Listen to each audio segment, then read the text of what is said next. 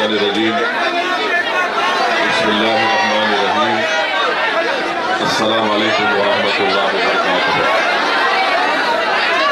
महाराष्ट्र के मजलिस इत्तेहादुल मुस्लिमीन के सदर वो रुकने पार्लिमान औरंगाबाद मोहतरम जनाब इम्तियाज जलील साहब, मोहतरम जनाब डॉक्टर गफ्फार कादरी साहब जो महाराष्ट्र मजलिस इत्तेहादुल मुस्लिमीन के वर्किंग प्रेसिडेंट हैं,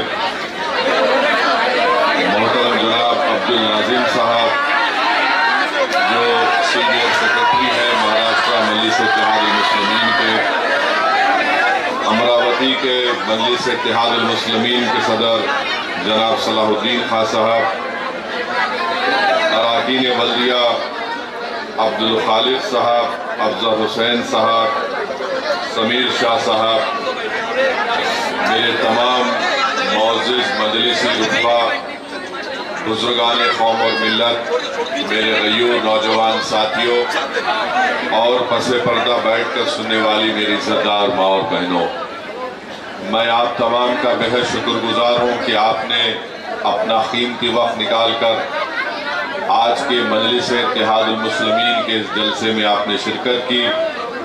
और मैं इस बात को मानता हूँ कि ये जगह हमारे लिए नाकाफ़ी है, मगर ये इसलिए इंतज़ाम किया गया क्योंकि बारिश का खदशा था, इसीलिए एक पूरा कवर्ड इंतज़ाम यहाँ पर किया गया है। मैं आपका बेहद शुक्रगुजार हूँ कि आपने पिछले बल्दिया के इलेक्शन में यहाँ से आपने मजलिस के 10 अराकीन बल्दिया को अपनी दुआओं से और अपने वोट देकर उनको कामयाब किया। मैं आपका शुक्रिया अदा करता हूँ। मैं जब बल्दिया के इंतखाबी मुहिम में आया था तो मुझे अच्छी तरह याद है कि सैयद मोइन ने मुझे नागपुर से गाड़ी में बिठाकर गाड़ी को बड़ी तेज़ रफ्तारी से चलाकर यहाँ पर इंतखाबी जलसे में मैं शिरकत कर सका। सिर्फ 10 मिनट बाकी थे। मैंने आपसे वादा किया था कि इंशाअल्लाह अल्लाह ने चाहा तो मैं दोबारा आऊँगा और आप तमाम से तफसीली गुफ्तगू होगी।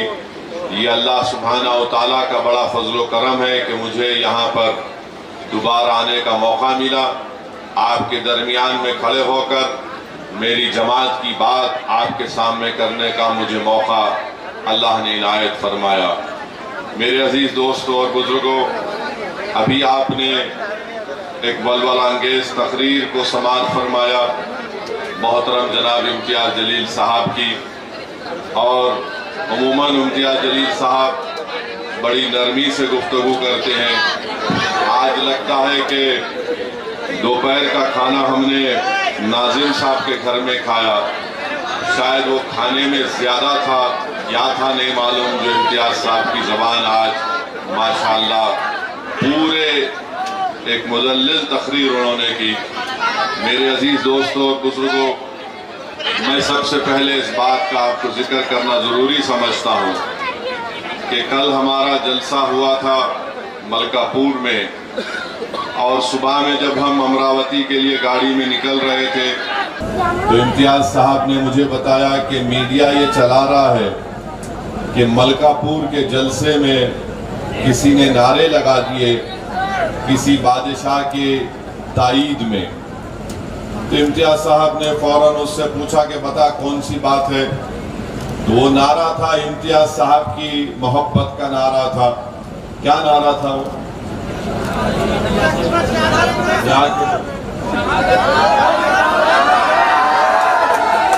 नहीं देता ढील इम्तियाज जलील, शाहगंज का टावर इम्तियाज का पावर। ये बात इम्तियाज जलील साहब ने कही तो ये बेचारा मीडिया के 3 चैनल ये चला दिए कि किसी एक बादशाह के जिंदाबाद के नारे मलकापुर के गयूर नौजवानों ने लगाए। मैं सबसे पहली बात तो ये कहना चाहूँगा कि एक झूठा इल्ज़ाम है। ये तौहीन करने की कोशिश कर रहे हैं मलकापुर के गयूर नौजवानों की मजलिस से बेलोस वाबस्तगी और मोहब्बत को। और तीसरा मुझे लगता है कि मीडिया के लोग, वो 3 चैनल के लोग पूरे नहीं, अंधे भी हैं, बहरे भी हैं, गूंगे भी हैं। उनको कम से कम इस बात का नोटिस लेना चाहिए था कि क्या नारे लगाए जा रहे हैं। अगर आपको इम्तियाज जलील की ताईद में अगर कोई नारे लगाता है, अगर आपको पेट में दर्द हो रहा है, तो फिर आपको बोलना चाहिए था कि हमको इम्तियाज जलील का जो नारा लग रहा है, हमको पेट में दर्द हो रहा है, पेंचिश हो रही है, रात में नींद नहीं आई हमको। मगर एक बात साबित हो गई कि इम्तियाज जलील की ताईद में जो नारे लगे वो इम्तियाज जलील की इनफरादियत के लिए नहीं थे। वो मलकापुर के गयूर नौजवानों ने, बुजुर्गों ने इस बात को महसूस कर लिया कि बरसों के बाद आज महाराष्ट्र में मुसलमान, दलित और आदिवासियों का एक लीडर आया है, उसका नाम इम्तियाज जलील है।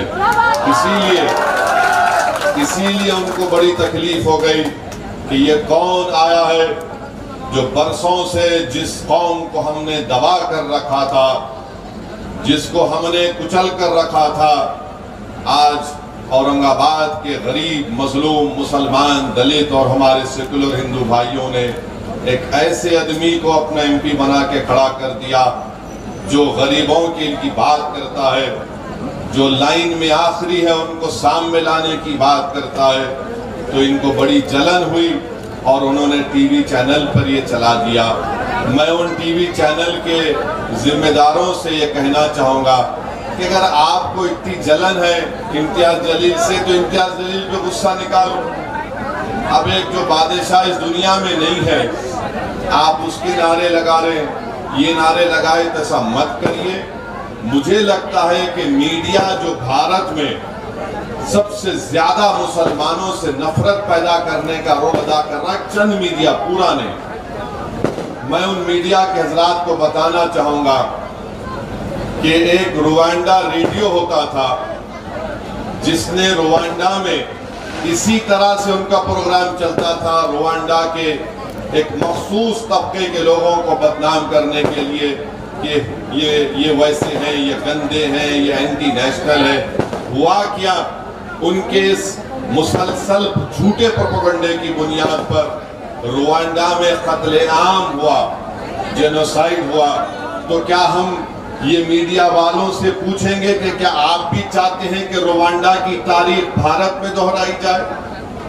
क्या आप यही चाहते हैं कि मुसलमानों को इतना बदनाम कर दो और बता दो पूरे देश में कि ये देश से मोहब्बत नहीं करते, ताकि उनका जेनोसाइड किया जाए, ताकि उनका प्रोग्राम किया जाए? ऐ मीडिया के जिम्मेदारों, याद रखो, अगर खुदा ना खास्ता तुम मुल्क को उस रास्ते पर लेकर जाओगे तो नुकसान मुल्क का होगा। हम तो मरने को तैयार है। हम जब इस दुनिया में मुसलमान आता है तो वो अपनी रिस्क और अपनी मौत अल्लाह की तरफ से लिखा कर आता। आप मेरी बेइज्जती नहीं कर सकते, आप मुझसे मेरा रिस्क नहीं छीन सकते, आप मुझसे मेरी इज्जत छीन नहीं सकते, आप मेरे मौत के वक्त को टाल नहीं सकते। ये तो रब्बे करीम सब फैसले कर चुका है। आलमे अरवाह में हमारी रूहें रख दी गई है और हम अपनी माँ के पेट में 9-10 महीने रहकर जब पैदा होते हैं तो हम अपना सब कुछ लिखा कर आते हैं। तो अगर आप ये समझ रहे हैं कि रुवांडा की तरह रेडियो रुवांडा का आप रोल अदा करना चाहेंगे तो फिर याद रखो ये देश के लिए ठीक नहीं होगा। तो हम उम्मीद करते हैं कि हमारे मीडिया के लोग जरा एहतियात बरतेंगे। अकोला में हमारी गाड़ी रुकी, माशाल्लाह वहां के जिम्मेदारों को सलाम, सौओं की तादाद में नौजवान बुजुर्ग जमा हो गए, हम सबसे मिलिए। अब मीडिया से नहीं बात करे तो इनको बड़ी तकलीफ हो गई और इम्तियाज साहब ने बताया कि मीडिया ने चला दिया कि वो ऐसी भाग गया। अबे तू क्या मेरा ससुरा है जो देख के भाग जाऊंगा? भाग गए? अरे हम नहीं भागते बाबू, मैदान छोड़ने का नाम ही नहीं लेते हम। या तो हम सीने पे गोली खा के गिर जाएंगे मगर पीठ नहीं दिखाएंगे। अब आप बोले भाग गए। अरे मेरे मीडिया को 3 मीडिया के चैनलों के जिम्मेदारों से कह रहा हूं कि तुम्हारा सबसे बड़ा एंकर कौन है, बुला लो उसको, अमरावती के मैदान में बैठेंगे। अगर तीनों के तीन 10 मिनट में नहीं भाग गए तो फिर मेरा नाम असदुद्दीन अवैसी नहीं। भाग गए। अरे तुम्हारे पप्पा से नहीं डर के नहीं भागते, तुमसे भागेंगे। भाग गए। अरे कहां भागते रे, एक बार आ गए तो जाने वाले नहीं है। जो भागने वाले थे भाग गए 75 साल पहले डर के, जो मरद थे ठहर गए, सुबह क़यामत तक ठहरेंगे, याद रखो। ये जरा कर्जा बाकी था, उसको अदा कर दिया। दोपहर से बेचैनी हो रही थी, तो बोला अमरावती में अपनी बात को रखेंगे। दूसरी बात यह है कि महाराष्ट्र के deputy chief minister Devendra Fadnavis ये कह रहे हैं औरंगजेब की औलाद। हम डिप्टी चीफ मिनिस्टर साहब से पूछना चाह रहे हैं कि भारत के बहुत बड़े फ्रीडम फाइटर थे तिलक साहब, क्या तिलक साहब ने नहीं कहा कि जो ब्राह्मण लोग हैं वो आर्टिक से आए थे? आर्टिक से आए थे। अब फडणवीस साहब आप भी ब्राह्मण हैं, अब आप बोलो उनकी बात सच है या आपकी बात सच है? तीसरी बात यह है कि फडणवीस साहब बोलते हैं कि औरंगजेब की औलाद, निशाना किस पर है हमको मालूम, मगर भारत कैसे बना मैं आपको बताता हूं। अभी ये भारत में जो लोग जमा हुए ना, पूरे 130 करोड़ की आबादी है भारत में, 33 करोड़ हो गए। हम तमाम लोग भारत के बाहर से आए हैं। कौन लोग हैं? हम 4 माइग्रेशन भारत में हुए, 4 लोग हजारों साल पहले भारत में आए। पहले ये कि 65,000 साल पहले फडणवीस साहब अफ्रीका से लोग भारत को आए थे। 65,000 साल पहले अफ्रीका से भारत को लोग आए। दूसरा जो माइग्रेशन हुआ ईरान से आए। तीसरा जो हुआ ईस्ट एशिया से आए, यानी 2000 BCE में। उसके बाद सेंट्रल एशिया में आए 1500 BC में। और उसके बाद कई लोग आए, हुन्स आए, साकाज आए, ग्रीक, पर्शियन, अरब, मुगल, ब्रिटिश, पोर्चुगीज। उसके बाद आके यहाँ बस गए। अभी ने बोले हम ही है, तुम नहीं है।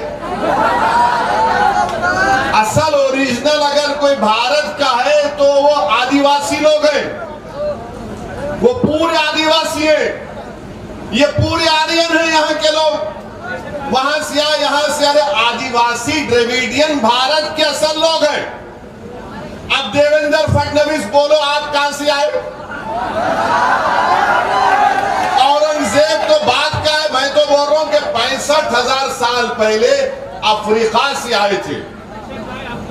देवेंद्र फडणवीस साहब एक बात याद रखो, ज्यादा ज्ञान हमको मत दो, हमको भी थोड़ा है दिमाग में। आप डिप्टी चीफ मिनिस्टर हैं, इसका ये मतलब नहीं है कि जो मुंह आए बोलते रहेंगे। हमारे मुंह में हमारी जबान है, तो हम अपनी बात को रखेंगे। तो पहले ये बताना था। और सबसे अहम बात यह है कि हमारा ईमान, हमारा मानना यह है, हमारे बुजुर्ग किताबों में भी लिखे कि जब अल्लाह सुब्हानहू व तआला हजरत आदम अलैहिस्सलाम को जन्नत से दुनिया में भेजा, तो हजरत आदम अलैहिस्सलाम कहां पे आए? दुनिया में कहां पे आए? भारत में आए। और हमारी अम्मा हवा जिद्दा में, अब्बा भारत में आए। तो अब्बा का मुल्क हुआ नहीं हुआ मेरा? हम अब्बा के मुल्क में हैं, हम अब्बा के मुल्क में। आप बोल रहे हैं उनकी औलाद, हम अब्बा आदम की औलाद हैं, हमारा मानना है। तो देवेंद्र फडणवीस साहब आप ये बार बार मत बोलो। फिर बोलते नहीं मुसलमान को नहीं बोला मैं, मेरे को मालूम आप किसको बोले। आप शैतानों को बोले क्या? आप राक्षसों को बोले क्या? आप क्या गोडसे की औलाद को बोले क्या?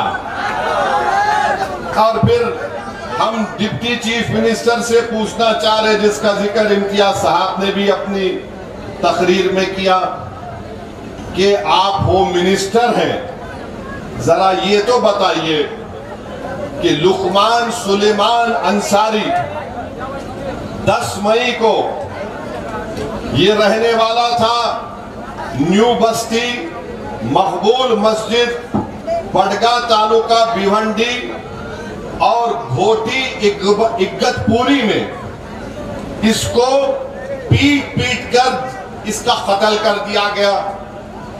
अब 10 जून को वाकया हुआ, 25 जून को अफान अब्दुल माजिद अंसारी को पीट पीट कर गाड़ी रोककर मार दिया गया, जान ले ली गई। किसका एड्रेस है फडणवीस साहब, शायद आपको नहीं मालूम, आपको खाली मुगल हिस्ट्री मालूम। उसका एड्रेस है रूम नंबर 5 फातिमा बी चौल, बरेली होटल, खुरेश नगर, कुर्ला ईस्ट, मुंबई 400070 महाराष्ट्र। हमारे पुलिस वाले लिख के भिजा दो डिप्टी सीएम को, जो लॉ एंड ऑर्डर देखते हैं। इनका भी इनको मारा गया कहां पे, जहां पे लुकमान सुलेमान अंसारी को मारा गया था घोटी इग्गतपुरा में। यानी 10 दिन में 2 लुकमान सुलेमान अंसारी को और अफान अब्दुल माजिद अंसारी को सिर्फ इसलिए मार दिया गया कि उनके गाड़ी से गोश्त निकला, रोक कर पीट पीट कर उनकी जान ले ली गई। अरे देवेंद्र फडणवीस साहब, शिंदे साहब, कौन सी हुकूमत तुम चला रहे हो? 2 लोगों की जानें चली गई हैं। अगर कोई फोटो लेकर निकलता तो देवेंद्र फडणवीस बोलते फुलां की औलाद। देवेंद्र फडणवीस साहब, शिंदे साहब, ये महाराष्ट्र में तुम हुकूमत कर रहे या क्या कर रहे तुम लोग? 10 दिन के अंदर 2 लोगों को गाड़ी से उतार कर पीट पीट कर उनकी जान ले ली गई और तुम्हारी सरकार बेहोश सो रही है। फोटो उठाए तो तुम हरकत में आते हैं। फोटो की अहमियत है या इंसान की जान की कीमतें बताओ। मरने वाला अगर अंसारी है तो उसकी कीमत नहीं है। भारत के प्रधानमंत्री मोदी बोलते पसमानदा मुसलमान, अरे ये दोनों अंसारी हैं, मरने वाला इंसान है, मगर उसका नाम अंसारी है। तो ना शिंदे की जबान खुलती, ना फडणवीस की जबान खुलती, ना शरद पवार की जबान खुलती, किसी की जबान नहीं खुलती। खुलती कब है? जब चुनाव आ जाते हैं। मेरे अजीज दोस्तों और बुजुर्गों, हम कंडेम करते हैं ये 2 बच्चों का जो कत्ल हुआ है, लुकमान सुलेमान अंसारी का और अफान अब्दुल माजिद अंसारी का घोटी इग्गतपुरा में। और नासिक की पुलिस तो माशाल्लाह, वाह वाह। मैं तो एसपी साहब आपको मुबारकबाद देता हूं कि आप एसपी हैं और यह कत्ल हो रहा है, और शायद आपको बीजेपी की सरकार इनाम दे देगी कि आपने बड़ा अच्छा काम किया है। अरे क्या हो रहा है हमारे महाराष्ट्र में? गरीबों को गाड़ी से उतार कर पीट पीट कर उनकी जान ले ली जा रही है। मैं मुतालबा डिमांड करता हूं कि 1 हफ्ते के अंदर पूरों को गिरफ्तार करना, आप जेल को भिजाना उन तमाम जालिमों को जिन्होंने हमारे सुलेमान अंसारी को और अब्दुल अफान माजिद अंसारी का कत्ल किया। ये नाथूराम गोडसे की नाजायज औलाद है। ये नाथूराम गोडसे की नाजायज औलाद है। इन्होंने हमारे मासूम इंसानों की जान ली है। हम मुख्यमंत्री हो या डिप्टी सीएम हो, कुछ तो बोलो। अच्छा, कुछ तो ये सेकुलर पार्टी के लोग बोलो, राष्ट्रवादी के लोग बोलो, कांग्रेस के लोग बोलो, ये आपके शिवसेना के लोग बोलो। मुंह में क्या दही जम गई? नहीं बोलेंगे। कब बोलेंगे?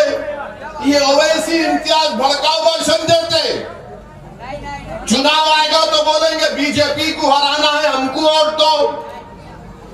अब तो बोलो इन बच्चों के बारे में।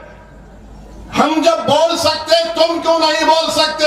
इसलिए नहीं बोलते कि तुम्हारी मौत इनको पसंद है, मगर तुम्हारे वोट से मोहब्बत है। तुम्हारी जिंदगियों से मोहब्बत नहीं, सिर्फ तुम्हारे वोट से मोहब्बत है। मजलिस को तुम्हारे वोट से नहीं, मजलिस को तुम्हारे हक से मोहब्बत है। मजलिस को तुम्हारे इंसाफ से मोहब्बत है। हम यही चाहते हैं। अच्छा, अब आप सुन लो, पार्लियामेंट का इलेक्शन हुआ, यहां से आपने एक मोहतरमा को कामयाब कर दिया। आपने सब वोट दिया ना उनको? दिए नहीं दिए? कितने वोट दिए? हाथ उठाओ। आपने मैडम को वोट दिया, क्यों दिया आपने वोट? आपने वोट इसलिए दिया, सुनिए मैं जानता हूं पूरा, आपने वोट इसलिए दिया क्योंकि हमारे बुजुर्ग लोग बोले मियां बीजेपी को हराना है, वोट दे दो उसको। मस्जिद से ऐलान हो गया, हम सब ने कहा क्या करेंगे रे भाई, उनको वोट दे दिए, उन्होंने जीत गए मैडम। और मैडम जैसा दिल्ली को पहुंचे, दिल्ली को पहुंचते कि उन्होंने बता दिया अपना असली रंग, माने अपना असली चेहरा। क्या बता, क्या बोले मैडम? मोदी जी बहुत अच्छे आदमी है, जैसा बोलते वैसा नहीं है। हाँ, आप पहले बोल देना था। मगर मैं पूछना चाह रहा हूं, जो लोग मजलिस के फैसलों पर तनकीद करते हैं, जो लोग मजलिस के इलेक्शन लड़ने पर परेशान होते हैं, मैं उनसे आज सवाल कर रहा हूं, बड़ी इज्जत के साथ सवाल कर रहा हूं, क्या आपने गलत फैसला नहीं लिया? आपने क्यों कहा गरीब और मजलूमों को वोट दो उनको? यही तो मैं कह रहा हूं, सियासत से करो। अगर हम सियासत नहीं करेंगे तो कोई और हमसे सियासत करेगा। अब आपसे सियासत हो गई 2019 में, इसीलिए मजलिस बोली कि सियासत हमको करने दो। अगर जो लोग हमारे बड़े हैं, अगर वो सियासत करना चाह रहे, आप आओ सियासत में, इलेक्शन लड़ो, मैं आपके बाजू पीछे खड़े होता हूं, आप करो सियासत। मगर सियासत इसको नहीं बोलते कि इलेक्शन से पहले मस्जिद में ऐलान कर दिया कि इसको वोट दो, अब इसको वोट दिया, उसके बाद उन्होंने बीजेपी का साथ दे रहे, तो फिर अब कौन जिम्मेदार? अब तो ओवैसी को जिम्मेदार नहीं खड़ा कर सकते आप। मैं तो बाला साहब के लिए इलेक्शन कैंपेन कर रहा था, मगर आप बताइए, आपने वोट दे दिया मैडम को, मैडम बीजेपी को सपोर्ट करती है। अब आप बताइए क्या होने वाला है? मेरे अजीज दोस्तों और बुजुर्गों, चौथी बात मैं आपसे अर्ज करना चाहूंगा, हमारे अमरावती के नौजवानों से अपील करूंगा, आप मेरे भाई की तरह हैं, आप लोग मेरे बेटों की तरह हैं, मैं आपके चचा की तरह हूं, आपका हमदर्द के नाते मैं अमरावती के उन नौजवानों से भीख मांग रहा हूं कि नौजवानों सुनो, मैं उन नौजवानों से अपील कर रहा हूं कि खुदा के लिए तुम ड्रग्स को छोड़ दो, एमडी ड्रग्स को छोड़ दो, सेसेस को छोड़ दो। नौजवानों याद रखो, नौजवानों तुम हमारा मुस्तकबिल हो, तुम मुस्तकबिल हो, तुम फ्यूचर हो। अगर किसी कौम का नौजवान बर्बाद हो जाता है तो तुम इस दीवार की तरह, ये तो दीवार है ना, तुम इस दीवार की तरह हो कि वहां के लोग रुक रहे अंदर आने से, क्योंकि दीवार है। नौजवानों तुम कौम की दीवार हो, अगर दीवार गिर जाएगी तो जमाना रास्ता बना लेगा, तो तुम दीवार हो। अगर इस दीवार में ड्रग्स होंगे तो दीवार ताकतवर कैसे होगी बताओ नौजवानों? अगर तुमको एमडी ड्रग्स से, सेसेस से नशा चढ़ता है ना, तो मैं तुमको बताता हूं नशा चढ़ाने की दवा क्या है। तुम नशा चढ़ाना चाहते हो ना, तो तुम सुबह में, रात में उठो, फजर से आधा घंटा पहले उठो, वजू करो, अल्लाह की बारगाह में 2 रकात नफिल नमाज पढ़ो और याद करो अल्लाह के एहसानात जो तुम पर अल्लाह ने किए हैं। याद करो कि अल्लाह ने तुम पर इनामात दिए। तुम अगर तकलीफ में हो तो अल्लाह से अर्ज कर दो, रब्बे करीम ये तकलीफ है अमरावती में। अगर तुम्हारे घर में तकलीफ है तो अल्लाह को बोलो, परवरदिगार तू जमीन और खालिक का मालिक है, तूने खून के लुथड़े से मुझे अपनी माँ के पेट से पैदा किया, रब्बे करीम ये मेरी तकलीफ है, तू देख ले। तुम देखो मेरी इस बात को, तुम नमाजी बन जाओ, तुमको नशा आएगा। तुम कुरान की तिलावत करो, घर से निकलने से पहले 1 आयत पढ़ के निकलो। तुम झूठ बोलना छोड़ो, तुम मेहनत करो, जुस्तजू करो, अपनी औलाद को पढ़ाओ, अपनी बीवियों से अच्छा सलूक करो, अपनी बहनों की शादी करवाओ, खुददार बनो, किसी के सामने सर मत झुकाओ सिवाय अल्लाह के। तुम देखोगे कि वो नशा जो चढ़ता है उसको ईमान का नशा बोलते हैं। वो जो नशा चढ़ता है उसको इश्क़ नबवी मोहम्मद सल्लल्लाहु अलैहि वसल्लम के इश्क़ का नशा चढ़ जाता है। जब ये नशा तुम पे चढ़ जाएगा, दुनिया का कोई नशा तुम्हारे सामने करीब नहीं आ सकता। तो नौजवानों, मेरी आपसे गुजारिश है, अगर मेरी बात से आपको तकलीफ हो रही है तो मैं तुमको तकलीफ देने के लिए नहीं कह रहा हूं। मैं तुमको बर्बादी के रास्ते पर जाता हुआ नहीं देख सकता। तुम मेरे मुस्तकबिल हो, तुम मेरा फ्यूचर हो। कल जब तूफान आएगा बातिल ताकतों का, तो तुम तो इन बातिल ताकतों के तूफान में तुम तो एक चिराग की तरह हो। मेरे बच्चों, मेरे नौजवानों, तुम एक चिराग की तरह हो। जहां पर अंसारी को मार दिया गया, अगर तुम खड़े हो जाओगे तो कोई अंसारी को नहीं मार सकेगा। मगर तुम अगर अपने आप को मारोगे तो फिर हम तो मार खाते रहेंगे मेरे भाई। तो नौजवानों, इस बात पर गौर करो।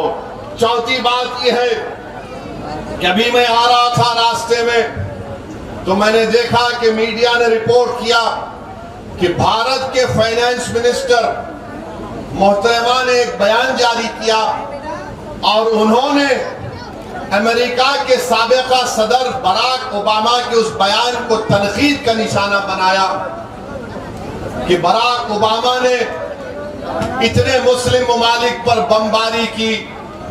बराक ओबामा के बयान को कंडेम किया और साथ में फाइनेंस मिनिस्टर साहबा ने कहा कि भारत के प्रधानमंत्री वजीर आजम को पूरे इंटरनेशनल लेवल पर 13 अवार्ड मिले, तो उसमें से 6 अवार्ड जो उनको मिले वो मुस्लिम ममालिक से मिले, जैसा सऊदी अरब, यूएई, इजिप्ट और शायद नामा याद नहीं आ रहे मेरे को। मैं हमारे मैडम फाइनेंस मिनिस्टर साहबा को बताना चाह रहा हूं, मैडम, अमरावती के और हिंदुस्तान के मुसलमान को सऊदी अरब के बादशाह से कोई कनेक्शन नहीं है। अमरावती के मुसलमान को यूएई के बादशाह से कोई रिश्ता नहीं है। इजिप्ट के सिसी से हमको कोई मतलब नहीं है। अब आप एंटी नेशनल बात कर रहे हैं। भारत के 20 करोड़ मुसलमानों को ईरान के मुसलमानों से क्या करना, सऊदी अरब के मुसलमानों से, उनके बादशाह से क्या करना, यूएई के बादशाह से क्या करना, इजिप्ट के सरबराह से क्या मतलब, ईरान के वो आयतुल्लाह जो भी है लीडर, उनसे हमको क्या करना है। हम इंडियन मुस्लिम हैं, हम इंडियन मुस्लिम हैं। वहां पर बादशाहत है मैडम, यहां पर अंबेडकर का बना हुआ संविधान है।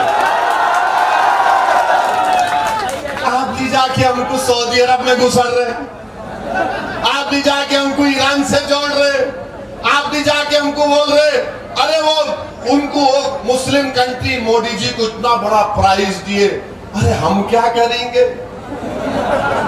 अब ये आरएसएस वाले क्या बोलते, ओवैसी तू वो मुल्क में चले जा, भाग। अब कौन किसको बोलना? मैडम, भारत के मुसलमान जो है, हमने 1947 में ये फैसला ले लिया कि हम भारत में रहेंगे। ये हमारी सरजमीन है जहां पर हमारे बुजुर्गों ने जहां बानी की है, जहां पर हमारे बुजुर्गों ने अंग्रेजों के खिलाफ जिहाद का फतवा दिया, जहां पर हमारे उलमाओ कराम ने अंग्रेजों के खिलाफ लड़ा, फांसी पर चढ़ गए। काला पानी में सबसे पहले अगर सजा काटने वाले का नाम कोई है तो मुसलमान है। हमने भारत को पसंद किया, ये हमारी सरजमीन है। मैडम, हमारी वफादारी की निशानियां भारत के कब्रिस्तानों में नजर आएंगी, उन ममालिक में नजर नहीं आएंगी आपको। मगर अब जब आपने ये बोल ही दिया, हम अपनी बात को पूरा करते हैं। बताओ फाइनेंस मिनिस्टर साहिबा, आपने माइनॉरिटीज का बजट 40% क्यों कम किया? जब मुसलमानों से मोहब्बत याद नहीं आई। आपने प्री मैट्रिक स्कॉलरशिप को रिस्ट्रिक्ट क्यों किया जब मुसलमानों से मोहब्बत याद नहीं आई? मौलाना आजाद फेलोशिप को बर्खास्त कर दिया। अब मुस्लिम बच्चे, अक़लियतों के बच्चे बच्चियां ना फेलोशिप कर सकेंगे ना पीएचडी कर सकेंगे जब मुसलमानों से मोहब्बत याद नहीं आई। मैडम, मदरसा मॉडर्नाइजेशन स्कीम में आपने 80 करोड़ रुपए कम कर दिए जब मुसलमानों से मोहब्बत याद नहीं आई। फाइनेंस मिनिस्टर साहिबा, आपको ओबामा के बयान पर तकलीफ हो गई। मैडम, ये तो बताओ, लुकमान अंसारी को मारा गया, कुछ तो बोलते मैडम। अफान माजिद अंसारी को मारा गया, मैडम कुछ तो बोलते। अरे मैडम, आप तो महिला है। बिल्किस बानो का रेप करने वालों को आपने छोड़ दिया। कहाँ गई मुसलमानों से मोहब्बत? बताओ हमको, कहाँ गई? थालियां मारने के लिए नहीं कह रहा हूं, तुम्हारे दिलों को जोड़ने के लिए कह रहा हूं। बताओ आप, आज मुल्क की फाइनेंस मिनिस्टर कहती है और देश के प्रधानमंत्री आज इजिप्ट की एक मस्जिद में गए। अच्छा दिखा मुझे भी। देश के प्रधानमंत्री, चलिए आप और मैं काशी की मस्जिद में जाते हैं, मैं आपके साथ आने को तैयार हूं। चलिए मोदी जी, हम भी काशी की मस्जिद को जाते हैं। अरे इजिप्ट की मस्जिद को जाएंगे तो चलो भारत की काशी की मस्जिद को चलो। मोदी जी, आप देश के प्रधानमंत्री हैं, आप इजिप्ट के नहीं भारत के प्रधानमंत्री हैं। वहां मस्जिद में चले गए तो चलिए काशी की मस्जिद को चलते हैं। और मैडम, आपको मुसलमानों से बड़ी मोहब्बत है ना, बड़ी मोहब्बत है ना, तो ये CAA का कानून आपने मजहब की बुनियाद पर क्यों बनाया? बताइए आप। बीजेपी के लोग बोलते नहीं मोदी जी सबका साथ, सबका विकास, सबका विश्वास, सबका प्रयास करते हैं। तो हम उनसे पूछना चाहते हैं, क्या ये बात सच नहीं है मोदी जी? देश के प्राइम मिनिस्टर मिस्टर मोदी, कि जहां जहां मुसलमान और दलित बसता है, अगर एक आबादी में दलित मुसलमान रहते हैं, वहां पर लाइट बराबर नहीं आती, ड्रेनेज का इंतजाम नहीं, साफ पीने का पानी नहीं, स्कूल नहीं, अस्पताल नहीं। और जहां पर अपर कास्ट लोगों की आबादी है, उस अपर कास्ट लोगों के आबादी में जो बच्चे पढ़ते हैं अपर कास्ट के, वो 10वीं जमात तक पढ़ते हैं। और जहां पर दलित और मुसलमानों की मिक्स्ड आबादी है, वहां के बच्चे और बच्चियां सिर्फ 9th क्लास तक पढ़ती है। ये डेटा है। अगर कोई बोलेगा ओवैसी ऐसा ही कह रहा है, तो आओ बैठते हम लोग बात कर लेंगे। और हम मैडम और देश के प्रधानमंत्री से पूछना चाह रहे हैं, बीजेपी वाले बोल रहे हैं कि आपको 6 मुस्लिम ममालिक से मोदी जी को बड़ा सिविलियन अवार्ड मिला है, तो फिर ये नुपुर शर्मा किस पार्टी की थी? किस पार्टी की थी जिसने हमारे रसूल मोहम्मद सल्लल्लाहु अलैहि वसल्लम की शान में गुस्ताखी करने की कोशिश की? ये आपकी मुसलमानों से मोहब्बत है। और याद रखो मेरी इस बात को, 1 महीने के अंदर उस मोहतरमा का पॉलिटिकल रिहैबिलिटेशन मोदी जी करने वाले हैं। वो दोबारा मंजर आम पर आएगी जो रसूलुल्लाह सल्लल्लाहु अलैहि वसल्लम की शान में गुस्ताखी करने की कोशिश करती है। और फिर आप बोलते हैं कि 6 मुस्लिम ममालिक ने अवार्ड दिया। हम बहुत बोल सकते हैं। ओबामा ने क्या कहा?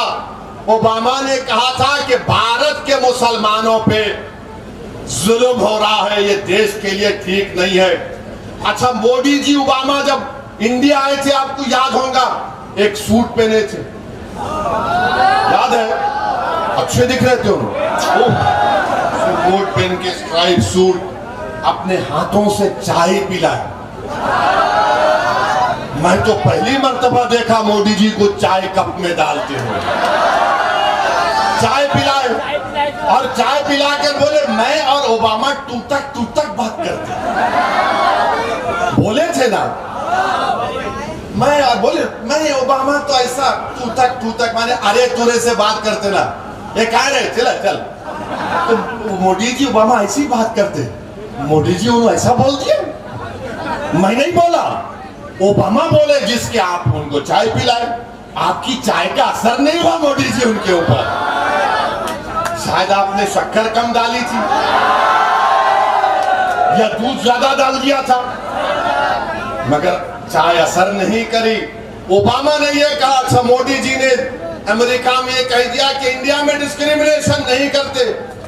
हम तो पूरी मिसालें दे रहे हैं आपको। आपकी सरकार है महाराष्ट्र में, 2 अंसारी बच्चों को इगतपुरा में गाड़ी से उतारकर गोश्त की बुनियाद पर पीट कर उनकी जान ले ली गई। महाराष्ट्र में बीजेपी की सरकार नहीं है तो किसकी सरकार है? मेरे अजीज दोस्तों और बुजुर्गों, इसीलिए हम आपसे अपील कर रहे हैं कि मजलिस इत्तेहादुल मुस्लिमीन को मजबूत करिए।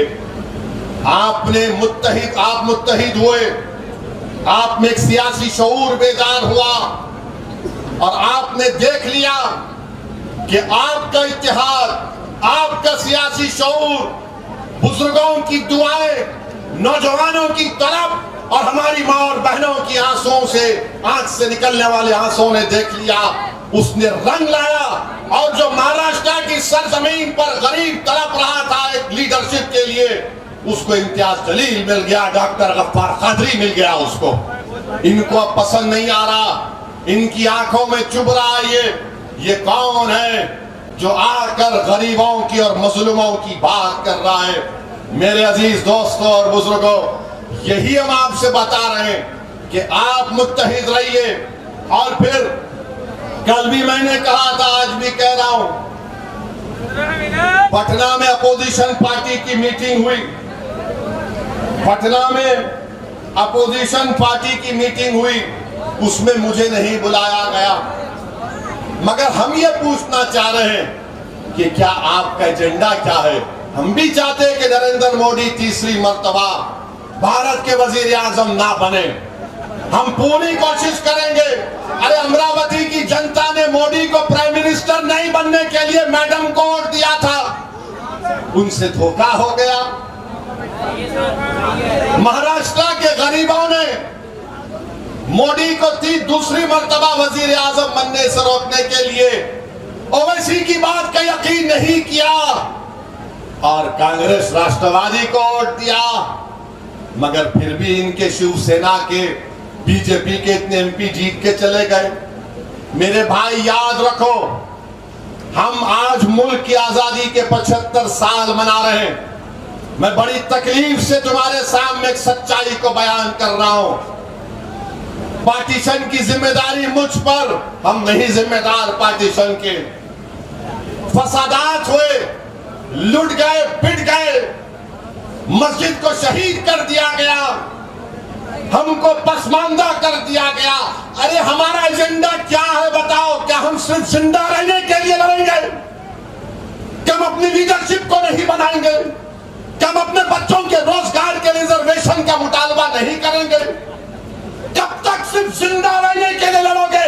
अरे इज्जत की जिंदगी गुजारने के लिए लड़ना है तो मजलिस का परचम थामो तुम। ये मैं आपसे अपील कर रहा हूं। 75 साल हो गए, 75 साल वतन अजीज को आजाद होकर हो गए। और हमारा एजेंडा क्या है? नहीं, जिंदा रहना है। अरे जिंदा तो रहेंगे, मगर किस हाल में जिंदा रहेंगे? बेइज्जती से जिंदा रहेंगे या इज्जत के साथ जिंदा रहेंगे? और जब इज्जत के साथ जिंदा रहने की तुम बात अपने मन में ठान लो तो संविधान को पकड़ लो। भारत का संविधान जो अम्बेडकर ने बनाया उसको पकड़ लो और सियासी ताकत बनो।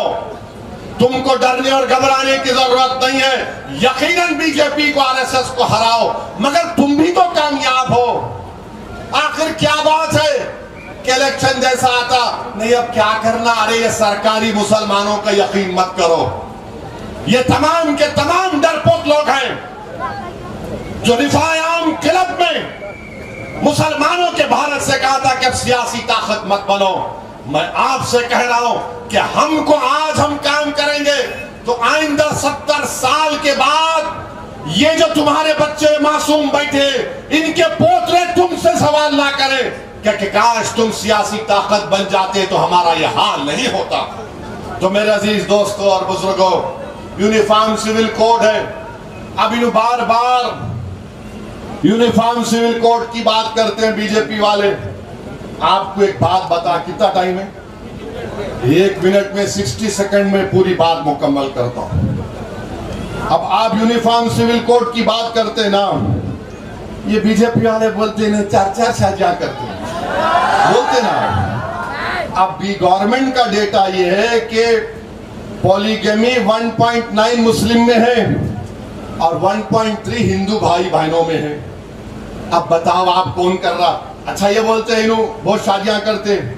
नेशनल फैमिली हेल्थ सर्वे का डेटा ये बताता है जो हिंदू भाई शादीशुदा हैं मगर शादी के बाहर वो किसी से ताल्लुकात पैदा करते हैं, लिव इन रिलेशनशिप करते हैं, उनका परसेंटेज 2.2 है और मुसलमानों का 1.7, सिख और क्रिश्चियन का 1.9।